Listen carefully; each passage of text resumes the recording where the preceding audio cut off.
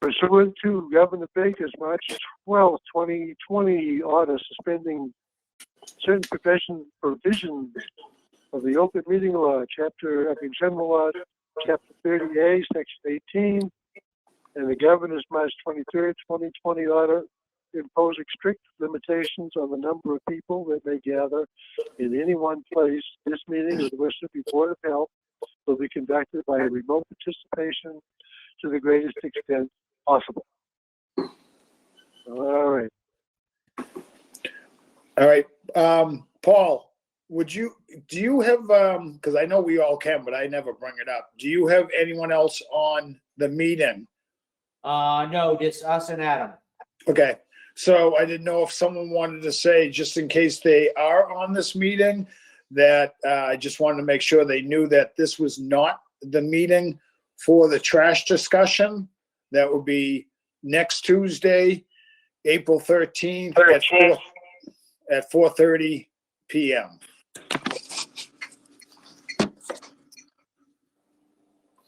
All right, Bob, you want to go? Give me one second. If everything finally came up for some reason. There's Kathy right now. Kathy. Hello. Hi. I don't know that if you didn't get it. We were just talking as you came on. We did put out that the trash discussion will be April 13th at 4:30 p.m. I'm not sure if you got that. No, I had not seen it. Okay. But thank you for letting me know. I'll be back. Okay. Nope. It's at 4:30, exactly a week from today. Okay, thank you. And you're welcome to join our meeting anyway, so it's up to you. No, that's fine. I'll let you finish your agenda and I'll join that next one. Thank you. All right. Thank you, Kathy. All right, Bob, you want to go on? Issues again.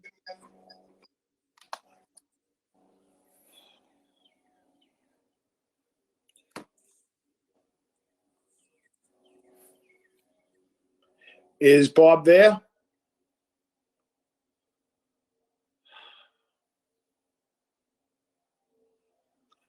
I think he said issues again. Am I correct, people? How's that? I can hear Bob now. For some reason, I can't get the camera now. If you hit the camera, Bob, it may say share video. Are you on your computer? I'm on the tablet. Yeah. If you see the right camera up in the kind of the right-hand corner. Yep, I've been clicking on that all day and nothing's happening. If you click on it, does it bring up? It don't bring up a little icon that says share video. Oh, wait a second. Here comes Bob. You're on it. All right. I hate modern conveniences. They're inconvenient. All right, we're all set. Hopefully. Yeah. Okay, review the minutes of the March 13th meeting, was it? The March 23rd meeting, I'm sorry. March 23rd, yeah.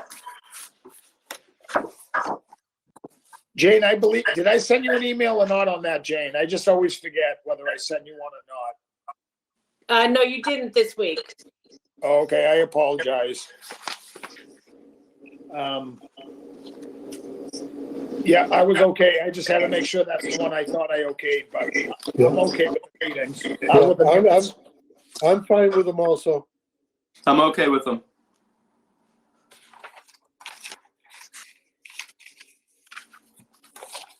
I'll make a motion to accept the March 23rd minutes as written. Second. Okay, all those in favor? Aye. Aye. All right, unanimous. Steel landfill, Paul. Oh. We had it tested last week. I have not received the report yet, but the information I received from the contractor was that there was no off-site methane release, so the trench is working. Good. Okay, COVID-19 updates. So things are going well. We did about 3,300 doses of vaccinations this weekend at Aiton High School. We have a couple small clinics tomorrow and Thursday here at the annex. And then we're going to ramp up to Amesbury High School, trying to get 2,000 a day out of the high school this weekend. So before I sent you a email with the distribution of our numbers right now, which is at 46% of the population vaccinated. The average, Essex County average is 38. So in our region, I think was at 40. So our region's doing up there from Essex County.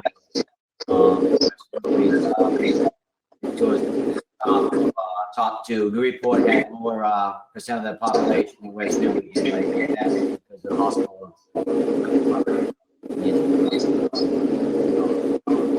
Overall, the whole regional collaborative is excellent.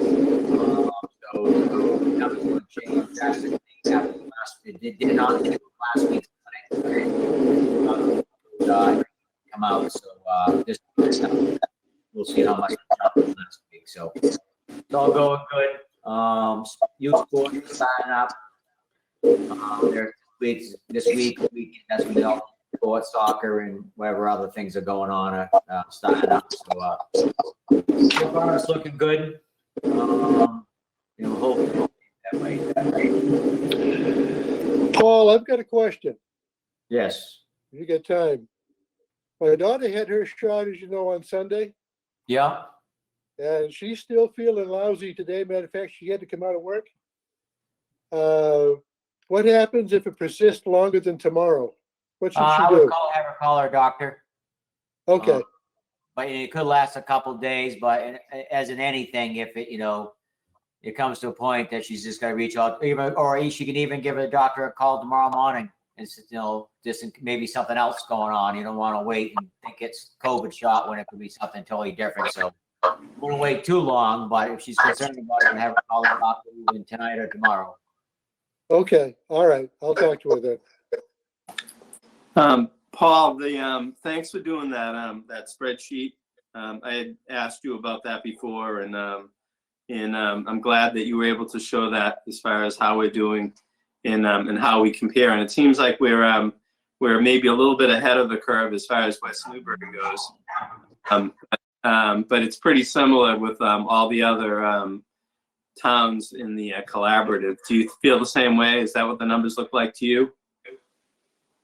Yeah, I would say we're all similar. I think they're 36 to 49. Newburyport was at 49. We were at 40, I think 6 or 48.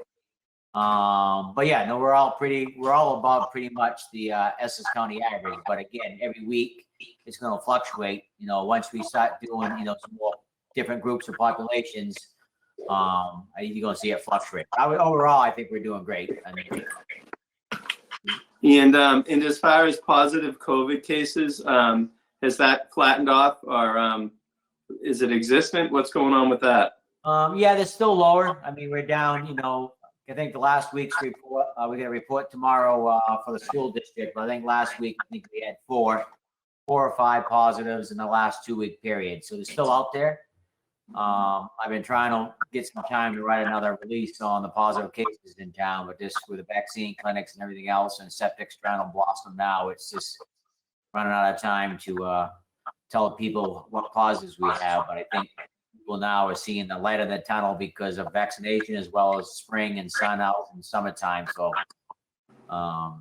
it seems like I haven't heard, it seems like it's going good throughout the community for questions and information. I haven't, received any calls or emails recently asking what was going on. So I think it seems like they're pretty well informed.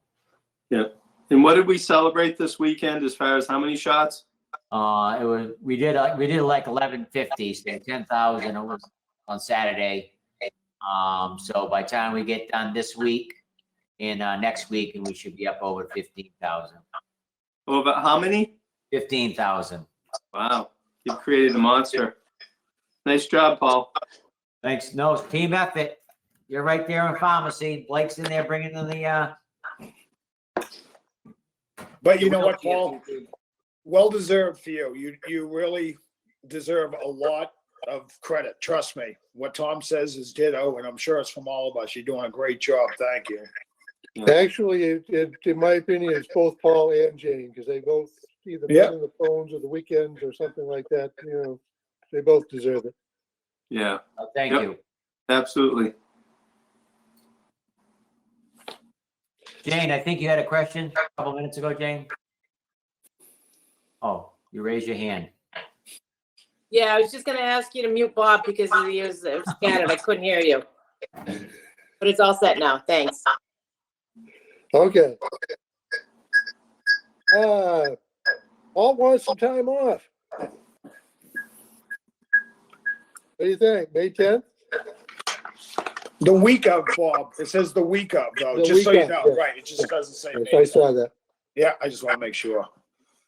I'm in favor of that. I think he deserves a well long vacation personally. So Yeah. I'm for it. I'm all He's not- for it. Yeah, I think it's a good idea. Before he crashes and burns. Agreed. Yeah, I don't have a problem with it. Okay, the automated barrel program.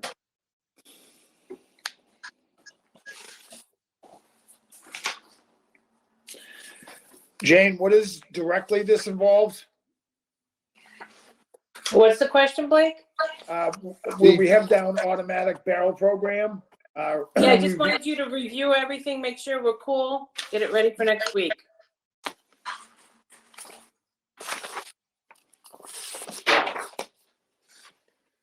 Oh, okay. I'm sorry. There it is, Jane.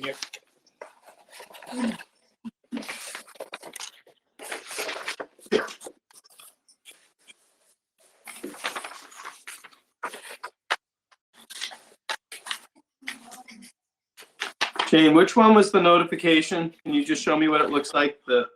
Is it just, The public hearing notification?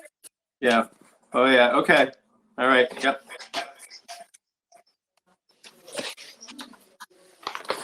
Yep, that sounds fine with me. I mean, to me, it looks fine.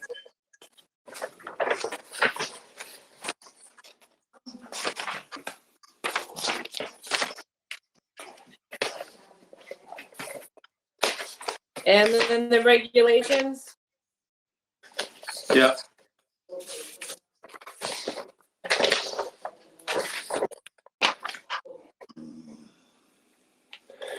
Yeah, I'm fine with the regulation.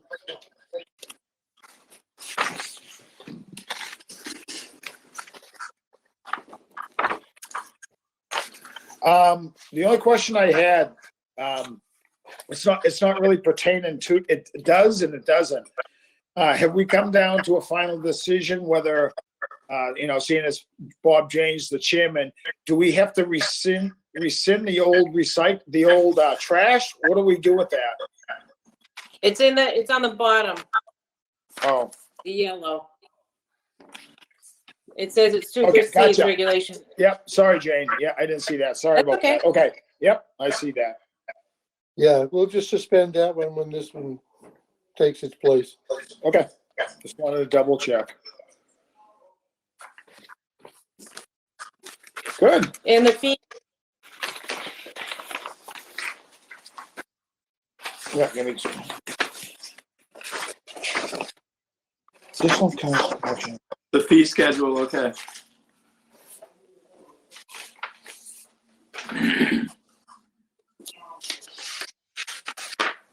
I'm good with it. Okay.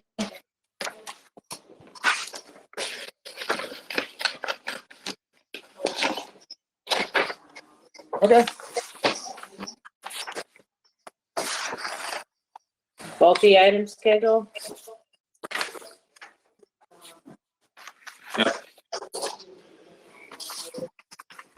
I have a question about the existing bulky items. Can we still put them out until we go into this? Because I have a Mhm, couch yeah. I have a couch I need to get rid of. Yep. Do it before May. I'm good. Okay, that's all I wanted to know, because it'll be out there. Okay. And then I think the last one is just the facts, and there's a couple of yellow marks in there. And then did you get my email about Jason changing the identification on the barrel? It's going to be on top and not on the side. And they're gonna put it on. Yeah. They're gonna put the address on the top of the barrel. Yeah. I wonder why they're putting it on the top of the barrel. The manufacturer didn't make a space for it on the side. Okay. That sounds logical. And they're being more being delivered tonight. Yeah, I know. I saw the email that you sent. I unfortunately did not, Jane. I apologize. I just haven't had time today. That's okay. Yeah, hopefully it's not something I needed for tonight. No, they're just starting to deliver the carts today. 700 went up to Pipe Save today. Okay. Okay. Does the whole trailer stay there, or do they take them out and put them on the ground? They're on the ground. All right.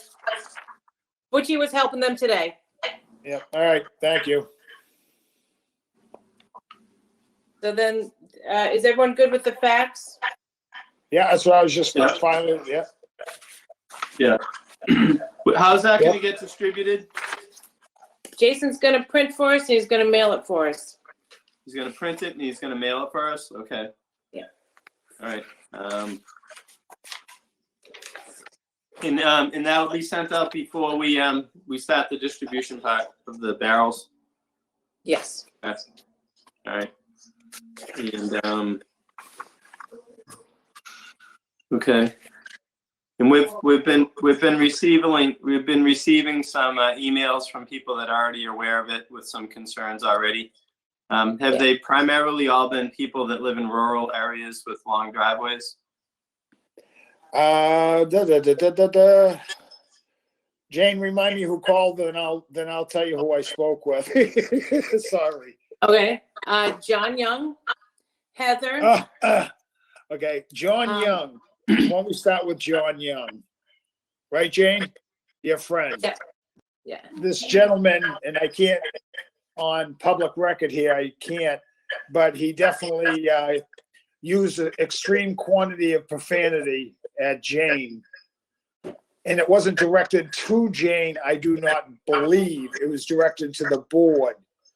So I contacted the guy, and he's pretty much straightened out. I guess he was just aggravated. There's no excuse for what language he did use. He was mostly upset. What the heck? What is his tax dollars paying for? Just one of those people. I think So- people have the idea that by what we're doing is taking something away because we're going from 2 barrels to 1. But we're not. It's the same amount of trash. Actually, it's 52 gallons more a year. So we're not taking anything away from them. It's just going from 2 barrels to 1. And the volume is still the same. Absolutely. And a lot of these people, I mean, Jane can tell me who else after, but every one of these people that I spoke with, it's just a matter of communicating with them, hopefully like next meeting. It's a matter of communicating because I think they're missing, even after people get this question and answers, they sometimes just read through them and really don't read it careful enough. And like Bob says, they think we're taking away trash. Actually, they're gaining a gallon a week per se. So it's a matter of informing these people. Another lady from, I can't think of the street. She was concerned that the plow trucks were going to destroy her barrel. I asked her if they Brown's Lane. destroyed. What was that, Jane? It was on Brown's Lane. On Brown's Lane. I asked her if they'd been destroyed in her last 20 years of residency here, and she said no. And I said, well, it's not going to change. So just a few questions. That's all I can say. One of the biggest one is the lady who was on here back a few minutes ago, Kathy Feary. She owns River Run Farm. She's still having a very difficult time accepting that she can put it down towards the end of her driveway and bring up her bag every time she goes out the driveway. I told her this is a matter of time, that they're all going to be automated, so we're just ahead of the curve. I know she's still going to call in. She's still concerned, but I can only tell her that so many times. Put it up near the end of your driveway, bring a trash bag out when you're going out. You know what I mean? And then on Friday, or whatever day she is, wheel it to the curb. One of the other things about this is that I'm not sure what the weight limit used to be on these 32-gallon barrels, but now there's no weight limit on 65 gallons. So that's an added benefit too, as far as they don't have to worry about overloading the barrels because it's all hydraulic lifts now. So they don't have to worry. So that's another thing I think it's important to remind people about this too, that that's an important part of it also. Although it may not be beneficial as far as the tonnage, at least it isn't a limitation now. And what I'm aware of now is I think the biggest concern is the change in the practice that people have in rural areas where they have driveways. I think that's the biggest thing, because they kind of had the transport of their trash and recycling down to kind of a set way that they did it. They fit it in their car, their truck, or whatever, brought it out. So it's a big change there as far as the size of the, the size of the barrels. But I think that I would guess that the majority of the town is going to be well served by curbside, in that there's a minority that are in the R80 section of town zoning, where there's lots of land, lots of driveway. Is that a correct assumption that I have? Well, I did a quick tally, and we've got over 100 driveways that are relatively long. I counted 67 in a 7-road area one Sunday, and it wasn't even a third of the town, or even a quarter of it. Yeah. So just from what I observed driving around delivering mail, we've got well over 100 driveways, over 100 feet long. That's going to be an issue for somebody, particularly an older person. But I think there are ways around it if they stop and think a little bit of how they can get them down, their barrels down there, either from leaving them and, chaining them or whatever and bring the barrels down, the trash down, like you said, or if they fill them up at the house, maybe throw the empty stuff in the back of the truck and then refill the barrel down at the end of the street. I mean, there's going to be a good month, I think, of a learning curve, but it's not insurmountable, I don't believe. I think the general sense is that if we were to put the everybody that lives in town, the whole population of the town, we're probably serving the majority of the town in a favorable way and not having it be an inconvenience. Is that safe to say? That's safe to say, yes. Okay. Hey, you know what? Not that I'm sorry about that. Not that I'm elderly, even though I sound like it.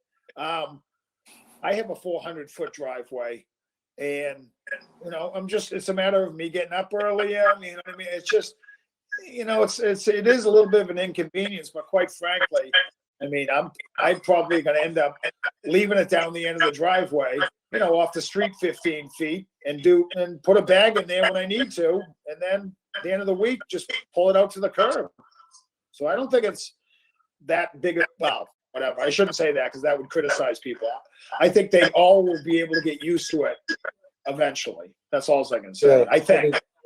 Carol and I have the same problem on Bailey's Lane. It's obviously they're way off the road, and but we'll manage. We get it down there, so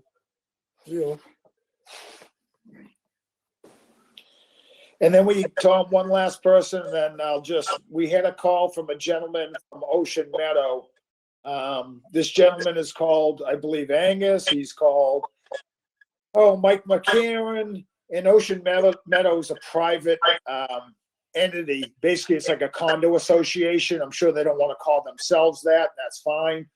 that they were trying to question me because we put in it every every legal street address gets a barrel. Well, this guy was trying to twist it to say, well, I have a legal road, it's legal. So I basically, unfortunately, just kind of had to put it in black and white and tell them, you need to fight with your HOA. HOA, is that what it is? Homeowners Association. Take it up with them to take it up, with the town. But please don't try to take this out on the Board of Health the way we're wording things. You know what I mean? Yeah, because there's three of them. There's Ocean Meadow, and then Daily Drive and Hornsby Lane are all in the same boat. Right. Well, last night, unfortunately, I told him not to call Jane because I didn't want any of us to say something that may help his power. Not that we're trying to hold it against him, but he was looking for us to use, that he has a legal street address and then it qualifies him. So that was the last phone call. I think 4 or 5 phone calls and all I made. And everyone, you know what? I pretty much helped everyone out and they were okay. I did forward that email to all of you guys too about Ocean Meadow. Yeah. Okay, did you? Yeah, he had mailed 3 questions or 4 questions.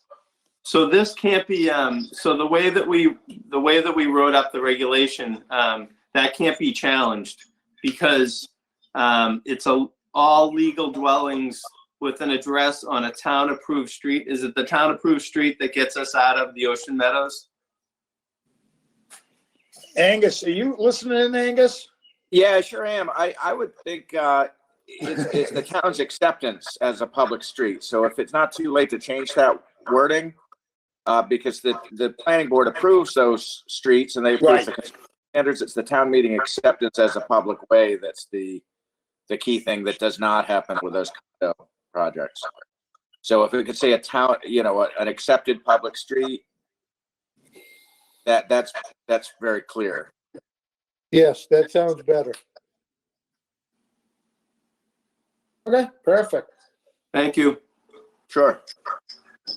Thanks, Angus. I do appreciate that. You've been a lot of help.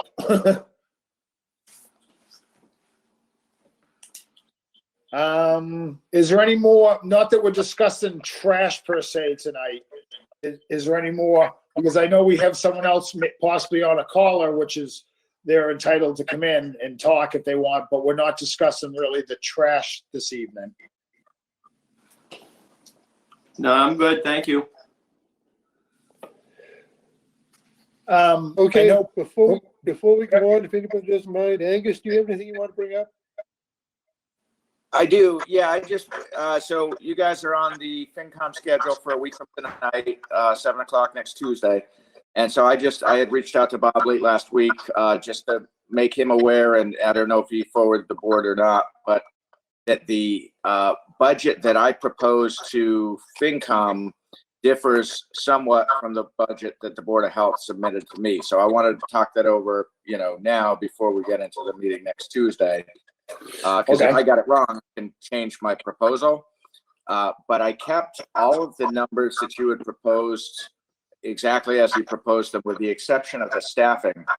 The Board of Health proposal had carried an additional $10,000 for hours above budgeted, and I did not include that. And my rationale was that I believe any of that time that's spent, whether by Paul or by Jane, would be COVID related and therefore would be tracked under a separate expense account related to FEMA or CARES Act.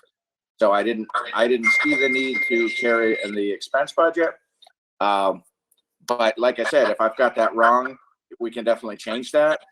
There's no intent to, constrain the staffing. Obviously, I know the time is being put in and we got to pay for the time put in. So it wasn't about that. It's just about where the money comes from. So I thought we could talk that over today, and then either if you guys agree with what I've done, then we'll stick with that for next Tuesday. And if not, let's talk it over.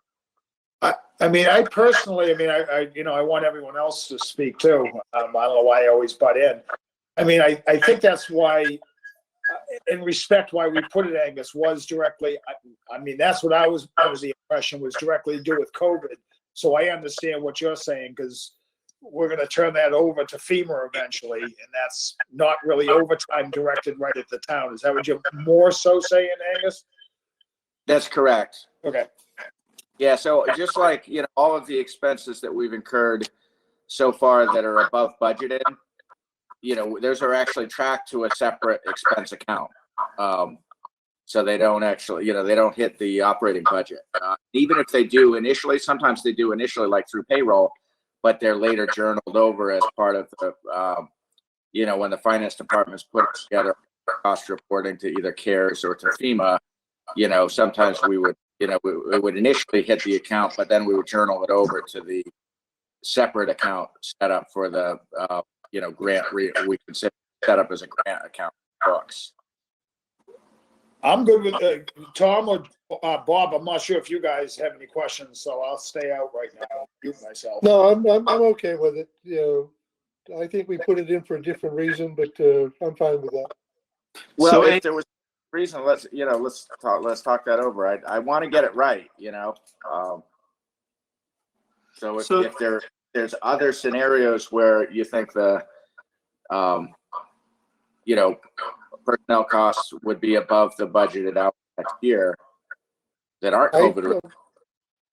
Okay. So Angus, can I ask you a question? Oh, I'm sorry, Bob. I didn't mean to interrupt you.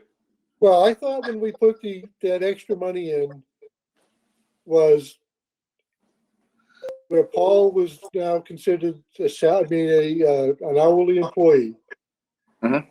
That if outside of COVID, anything else related, septic or whatever, went above and beyond what we had budgeted, there would be money in there to pay the overtime.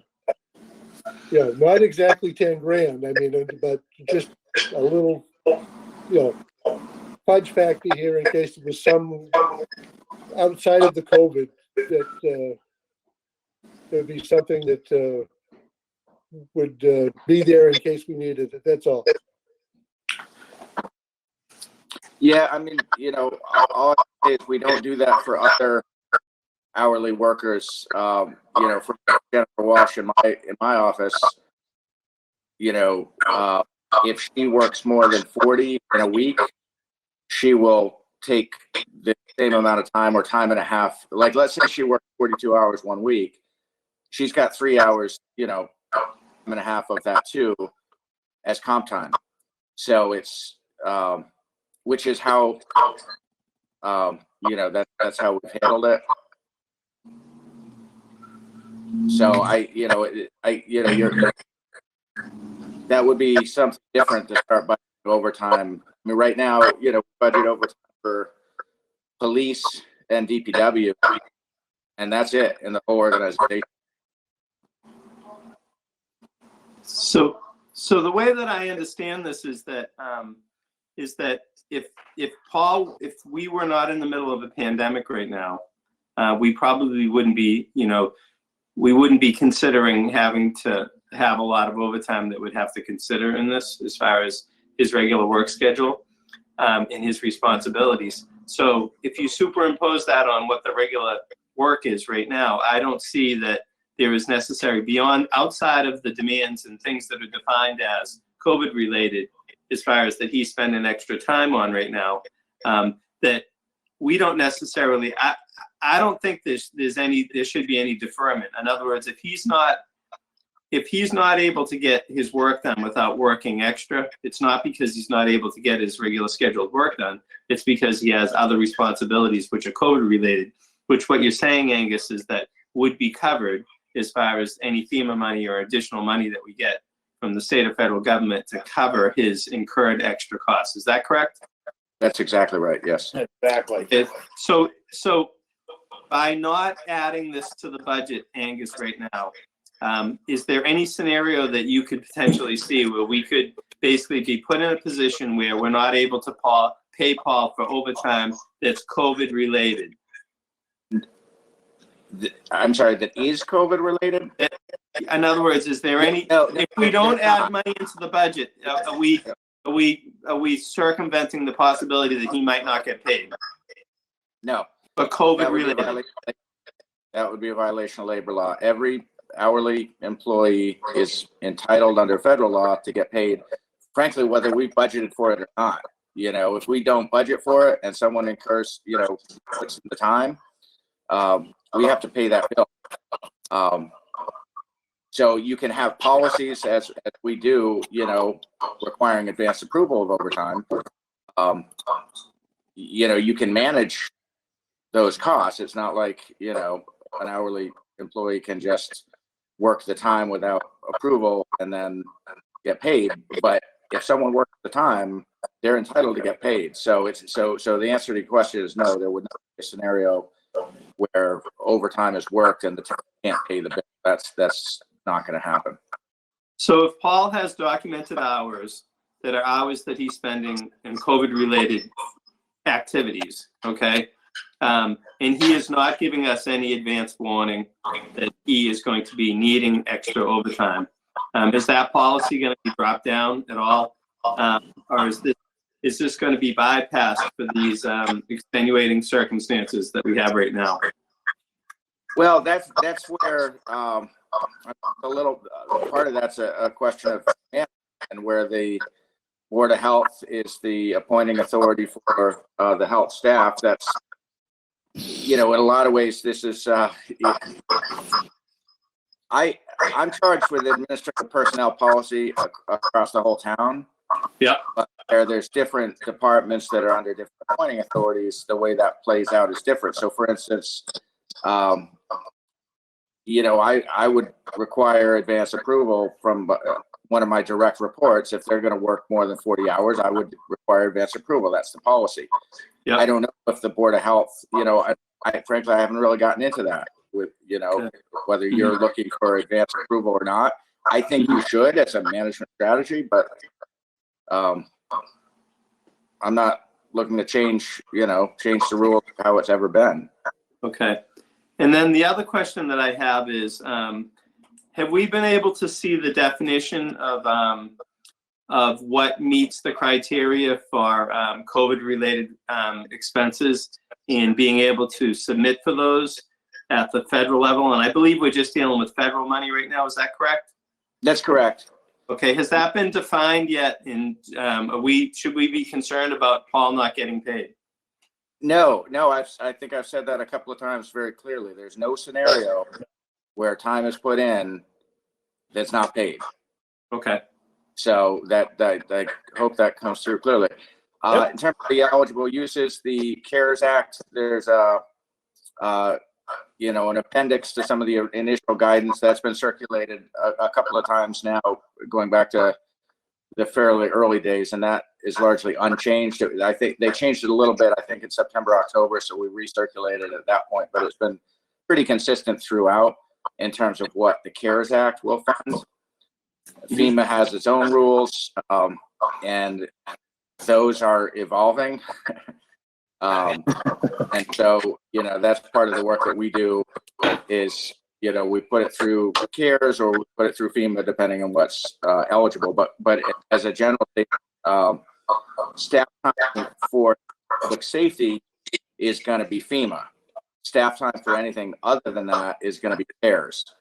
So, for instance, where, you know, our town accountant was out for, you know, 2 months with COVID, and we therefore had to bring in temporary, you know, work to help get the work done.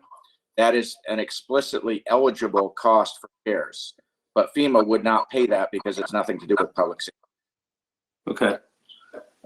Okay. So what we're proposing now is to take that $10,000 of potential overtime out of the Board of Health budget for next year because we can be assured that we're not going to need that, because that was a sense of insulation for Paul as far as, and for Jane if they needed to work extra based on COVID related. So Paul, you okay with Correct. that? If there's an area where there's extra hours that might be needed that are not COVID related, I would definitely want to understand that, because that's something that would need to be budgeted for, whether Paul or Jane. Correct. I understand. We've been going along the past. We haven't been, using overtime at all, or I don't think we have ever. No, other we than haven't, this whole that I can co- remember. this whole COVID. And I mean, personally, I do understand. I think I believe everyone understands what you're talking about, and I am good with keeping that out. But I'm only one board member. I'm good with keeping the 10,000 out, Angus, is what I'm saying. And I think you have personally have made it clear that, you know, Paul works each weekend at a thing that's COVID related, and it gets passed on to FEMA. He gets paid, and it gets passed on to FEMA eventually, or whoever. That's all I can say. Well, and or whoever is a really Right. important point, like, Right. because let's say, you know, FEMA, the money dries up and they don't pay it. We Right. as a town, under federal law, we have to pay people. That's not Right. like a choice we can make. So, you know. Yep. Yeah, but yeah, the full expectation is that would be FEMA eligible and or CARES eligible, and therefore doesn't need to be in the operating budget. Yep, I'm good with it. Yeah, I'm fine. So Paul, you don't see any issues with this potentially as far as not having the money there? No, I think originally when last spring or midsummer, it was, I think Bob brought up that, realized that the Board of Health never had any overtime in the budget, like, or the water department didn't have any overtime in the budget like the DPW has or whatnot. So I think at that point, it was kind of put in there just in case we needed it for whether it was COVID or non-COVID expenses in the future. But again, as you said, 18 years in here, we never really needed the overtime because I worked around that. Just because, of everything I said in that letter or whatever it was last spring. So I don't foresee we're going to need it, besides COVID. But obviously this is unforeseen. It's been going on for 13 months now. I can't believe it's been that long, but it's been going on that long. So, Right. But yeah, so I think, in order to everyone's, I don't think this is the time to probably remove it from the budget because I think we're protected from the COVID based on what Angus said and what's going on with all the reimbursements. And if the Board of Health feels that, Jane or myself or the recycling coordinator need some extra overtime at some point, then we can always go for it in the future upcoming years in the budget. But right now, we're obviously the budget's tight with everything going on with the economy and everything else. So I think that this probably is not going to be time to throw it in there. Okay. So, Okay, no, so it's just important that you and Jane document when you have to document for COVID related. Okay. Yeah, we've been doing that. Yep, they've been doing that all along, which is good. And then the expenses we have, Tom, if it is strictly for that, we've been putting it, Jane will send it down to their department and put COVID or whatever the exact word she uses on there. Okay. All right, then I'm good with removing it from the budget, Angus. Yep. Yeah, I am too. We're fine. Okay, good. Well, I appreciate the time. I wanted to have this conversation today, for one thing, to make sure that I didn't overlook something. And secondly, it just makes for a cleaner presentation next Tuesday. So Absolutely. yeah, I'm sorry. Go on. Yeah. No, I'm sorry. You want to talk a little bit about we talked about $100,000 or some number for a special town meeting. Yep. You want to talk on that some while we get everyone here? Yes. Yeah. So I've been talking to Paul for a while about the idea of having a article on the warrant to kind of backstop, any risk of expenses not being paid by FEMA or by CARES. And so we had included a placeholder article on the warrant for unbudgeted costs related to, right now, I think it's related to clinics, but that's draft language. We can broaden that to say any COVID related expense. But that's basically a, contingency or kind of, for whatever reason, the expenses don't get reimbursed. I mean, let's say with the regional clinics, there's some question now with Amesbury is now decided to bill insurance, and that could freeze us out of seeking FEMA, and that means we need to go to Amesbury for reimbursement. And while we all think we're all going to get made whole at the end of it, and we probably will, we don't want any scenario where we're not made whole and there's no place to charge those expenses. So I had suggested to Paul a while back that we put a placeholder article and put some funding in it as kind of, you know, emergency money, if you will. So, you know, the draft that we've had up until, you know, the present just has a blank for the number. It doesn't have an amount. So I had asked Paul to put together an amount and any backup or justification of what, you know, what he feels or what the Board of Health feels, you know, comfortable presenting to FinCom and ultimately town meeting as to what, you know, what you think we ought to set aside. The expectation is we're not going to need the money. So if it's, you know, a bigger number, you know, like Paul threw out the number 100,000. Personally, I can't really envision how we would ever need anywhere near that much money. But on the other hand, I don't really see a downside of tying it up, because if it's not used, when that article sunsets, that's going to revert to free cash anyway. So it's basically just something away and making sure if we do need it, it's there. But I told Paul, and you guys know, because you've been with FinCom enough time, they're going to want to know, like, why is it that number? What's the backup? It doesn't need to be like down to the penny. Everyone understands it's a fluid situation. But whatever the number ends up being, there's got to be some rationale or what assumptions were made to support that amount. Yeah, Angus, I know I had given you the, I think we got a solid number now for what we spent at Newbury Port clinics, because that ended March 6th at the paid schools. I think all those numbers and supplies are solid. And I did talk to Winning and Mike Dwyer about getting some, because right now the Amesbury clinics is pretty much myself, a little bit on DPW for transporting the electronic billboards there on the weekends, and then the fire department. So I should have some good numbers for what it costs personnel at the last month, Amesbury. So 4 weekends at Amesbury, which you get some good numbers, and then we can just take those numbers and multiply it by another 3 months, whatever we think it may be, and then so we do have some better numbers than we had 2 months ago. Okay. And you said you want to try to get that by Friday so you can send it to FinCom next week? Or? Yeah, I mean, they definitely like to get the packet a few days ahead of time. And at last night's meeting, you know, a couple of them asked me, like, will we have the packet by the end of the week? And I said, yes, you will. If I send it out, and I put in there and I send out a supplemental document at the end of the world, it's just, but you know, they like to have the advance notice, but I'd rather get it right than get it on time. Yeah, no, I can get you some, but you get all the Newbury Port stuff because I sent you that spreadsheet before, so you can even double check that with what was submitted and what wasn't for the Newbury Port clinics, and that was up until that was from January 14th to March 6th, the Newbury Port clinics. But yeah, I'll get that to you probably Thursday afternoon. I'll get you the numbers per week. Great. Thank you. And what The about, only other Board of Health article next week, I think, is just the standard recurring septic revolving fund. Yes, it is. do you think we need to do anything reserve fund transfer, or are you comfortable that we have enough money to borrow on until town meeting? I think we're fine.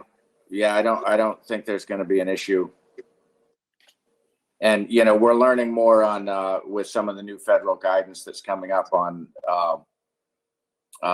CARES and FEMA. It looks like we'll be able to shift more costs to CARES because we're, you know, I won't bore you with the details, but basically we've got some advice from CARES that,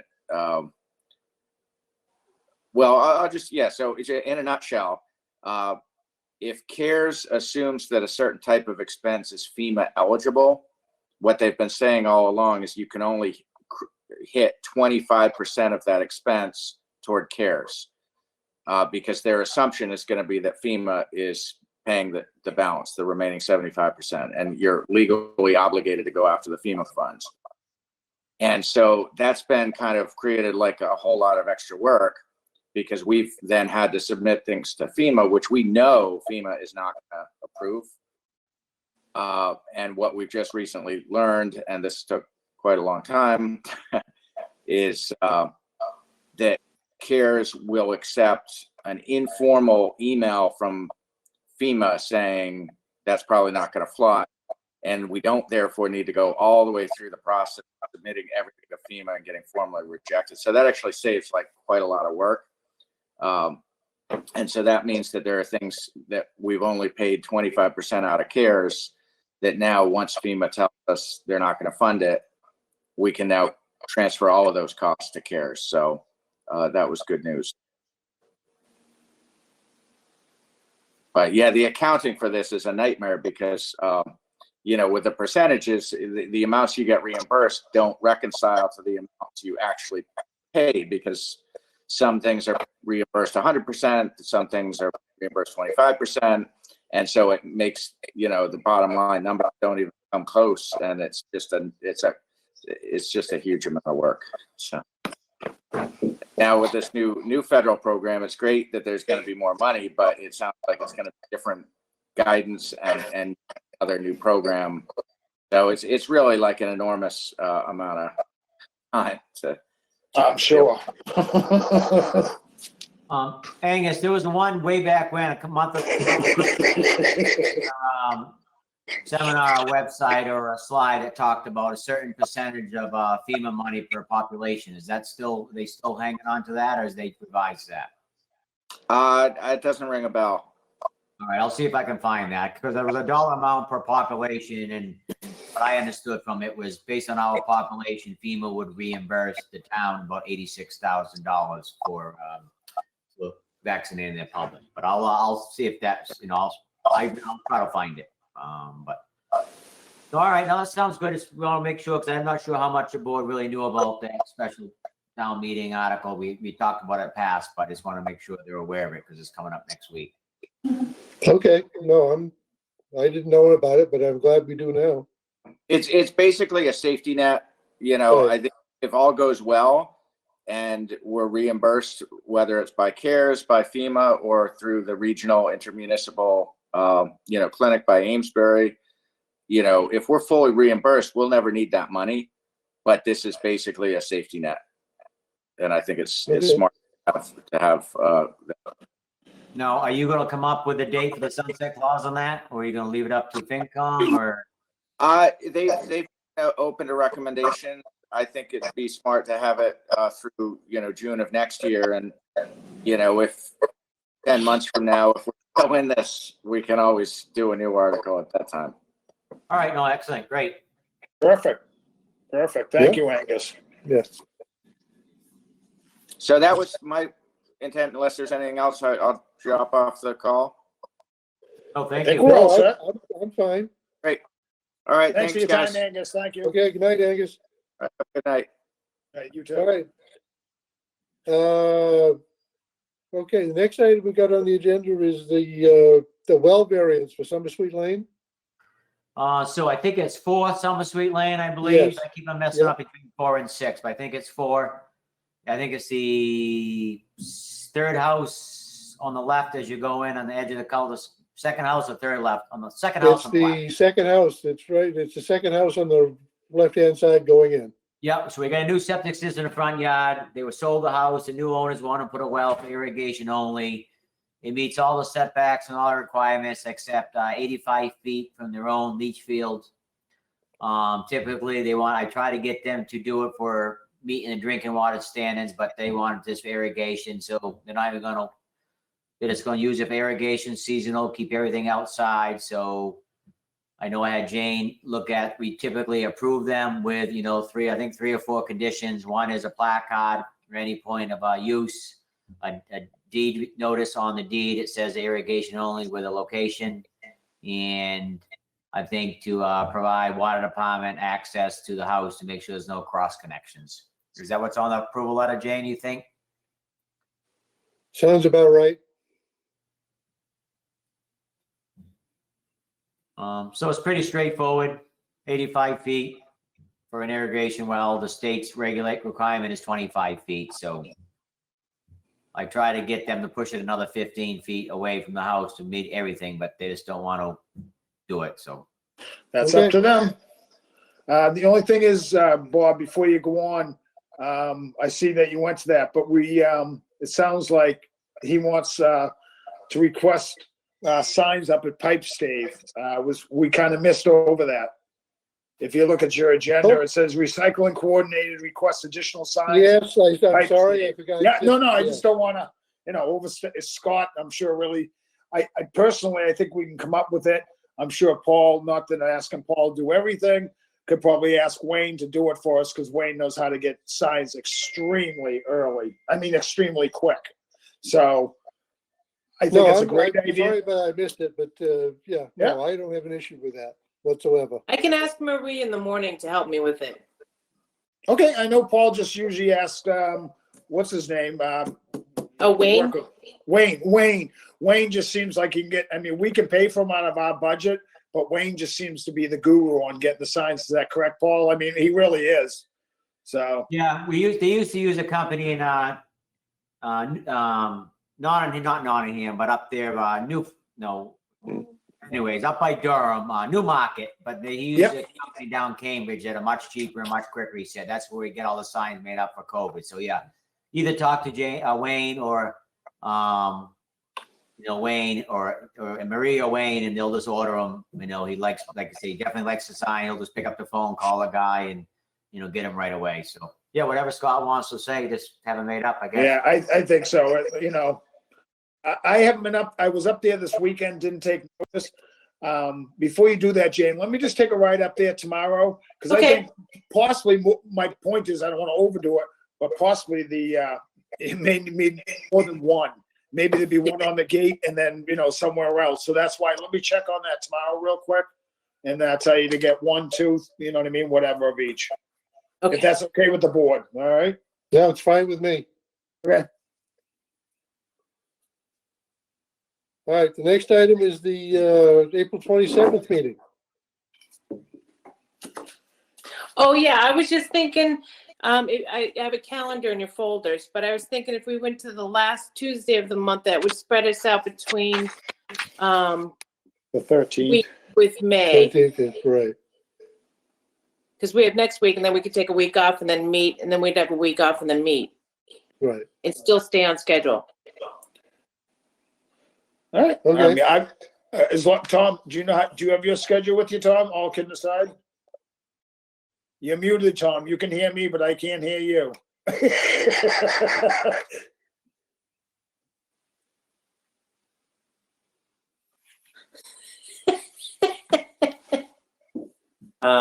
I think that's going to be okay. And let's all face it, we may not even need a meeting, but it's just good to have a backup for all of us. Right. It's fine. Perfect. That one. Okay, the next one is the septic plan, which is the car post. Paul, I just have a question. I don't think I sent you a copy. Basically, obviously, you guys know what the car post is. They spent a lot of money to renovate it and whatnot. So obviously, it needs a septic system. So the proposal is a tight tank that we discussed before. So the proposal, I think, a 3,000 gallon tight tank on the back right hand side of the car post.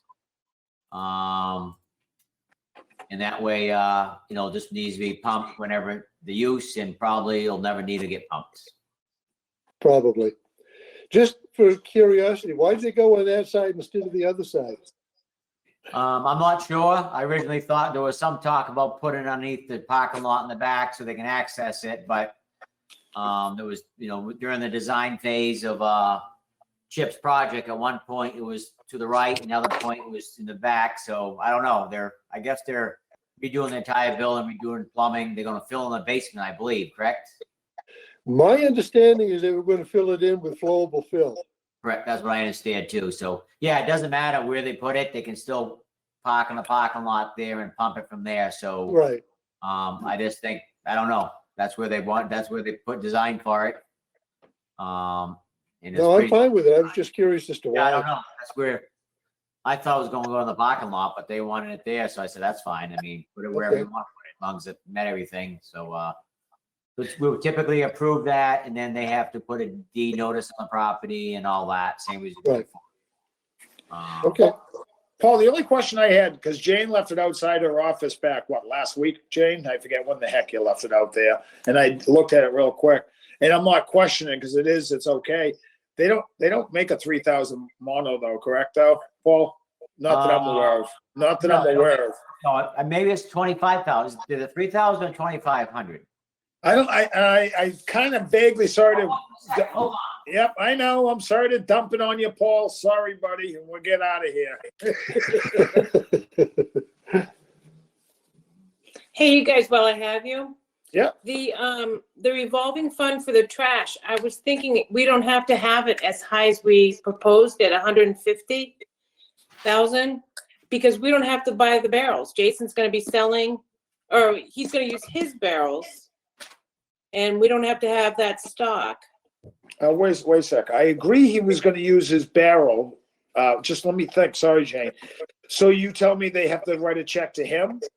Is that how we're No, going to handle it? we can still revolve through that fund, but it's not like we have to buy the stock. We thought we were gonna have to buy overstock of 250 and 250 barrels each of each kind. Correct. And then correct. hold them. And now we don't have to do that. So you can Oh. probably drop that down to 15,000 or Stickers, Think about it. all that. Yeah, we definitely need to think about that a little bit. I agree. Do you understand what they just said, both Bob and Tom? Yeah, Tom has no Yeah. idea. No, I'm not giving you crap. No, I don't. Tom, what we did is we were going to put up for $150,000 revolving fund. We thought we were going to have to purchase, let's just say, I forget, 500 barrels, or was it more than that, Jane? I believe it was 500 barrels we were going to purchase. So we would have to come up with the money to buy them. 500 times $100 a piece is whatever, you know what I mean? And then what we were going to do is people would buy it off of us. And then that's why they have it a revolving fund. It comes in, it goes out. But Jason is going to take care of, am I keeping you awake, Tom? No. Yeah. So, but now Jason is going to be the one supply. We won't have to come up with an extra 500. Jason is going to sell them the barrel from him.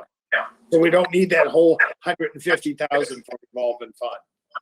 So now the money that we would need would be for what cost? Get Jane. Go, Jane. just to cover the money coming in and then the checks being written to Jason for the barrel. Also stickers for bulky items, annual stickers. And there was a extra disposal in case it's non-incinerator acceptable, mailings, stickers, and revolving the funds of the barrels. Okay. So in my guesstimation, we can think about it, but I personally think something like 40 to 50 would be more than sufficient. Yeah.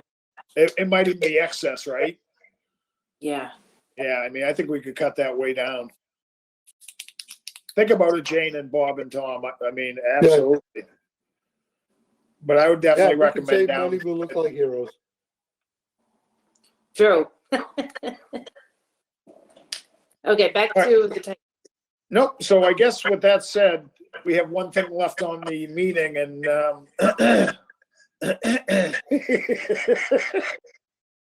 the only thing I was questioning, Tom, you're there, right, buddy? Yep. Is I think Paul said there was a 3,000 gallon tank at the thing, and everyone's a big opponent now of, they're called monolithic tanks. The 3,000 is like what they call a two-piece tank, and it comes together, and then there's a seam there. We've been trying to get away from that. So if you wanted 3,000 gallon capacities, personally, I'd be recommending 215 monos. It would be a little more expensive, but it'll never leak. That's the only reason I was asking. The only reason. Yeah, okay. But now he's tied up with his girlfriend, so. Oh, God. You know what? Sorry. I gotta watch myself. Just because I'm at home doesn't mean that.